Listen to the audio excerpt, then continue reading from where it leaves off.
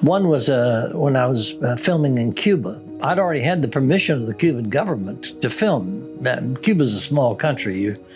You can't go around and just film what you want to without being noticed by the government. I told the government what I wanted to do. I was looking at U.S.-Cuba relations. I told them also that I wanted to interview dissidents because if I didn't, my film wouldn't have any credibility. I interviewed the dissidents, but they had just produced something called a Declaration for Democracy. And I thought, wow, that's pretty powerful.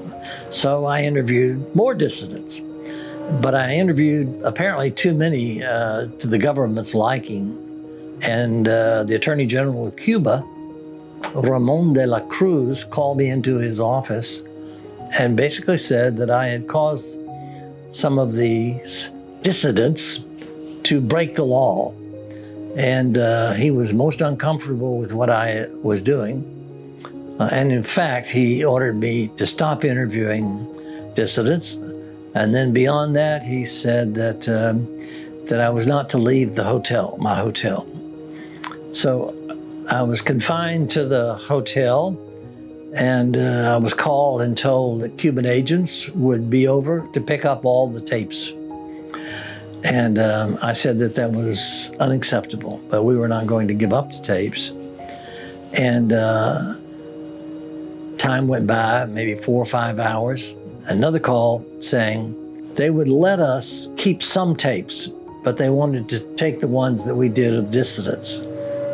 And I said, no, that's unacceptable. We went through this period of negotiation. The Foreign Ministry would call and say, we have to have the tapes. And I would say, no, we're not going to give them up. You come get them if you want them, but we're not going to give them up. And they finally said, well, look, if you'll just let us look at them, just let us look at them, then you can keep them. No, that just runs against the grain of journalism, the professional ethics. And finally, I said, look, you don't need to raid our hotel rooms. I'll put the tapes on the bed.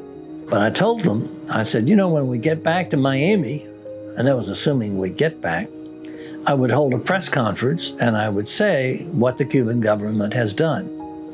Now, I had an ace up my sleeve, and that is this. The Cuban government had gotten the United States to agree to participate in the Pan American Games. This is much like the Olympics, and the host was going to be Cuba. And there was enormous pressure on George H.W. Bush to pull out. The Cuban community in Miami was really upset. They didn't want the United States to legitimize Castro's government by participating. But the last time the games had been held in Indianapolis, Cuba participated. And so the United States was sort of obliged. But one little spark, and the United States would have pulled out. And that spark would have been had the Cuban government seized our tapes. And I had given a press conference in Miami and said, this is what happened to us. So then, this has been going on now for 24 hours, calls from the Cuban Foreign Ministry, back and forth. Finally, the liaison called and he said, get all of your stuff, get all your bags packed, and be down in the lobby in 30 minutes.